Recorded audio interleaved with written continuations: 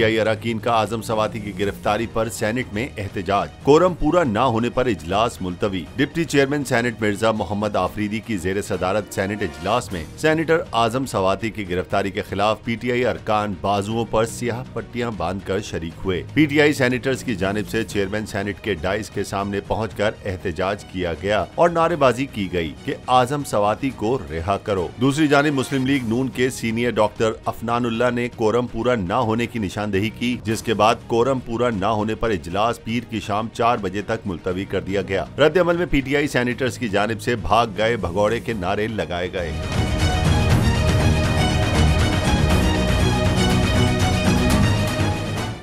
मैं इमरान खान हूं, आप बोल्ड न्यूज देख रहे हैं।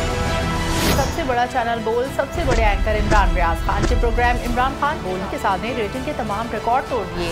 56% नाज़रीन ने बोल न्यूज को देखा। सोशल मीडिया पर भी सबने ज्यादा देखा।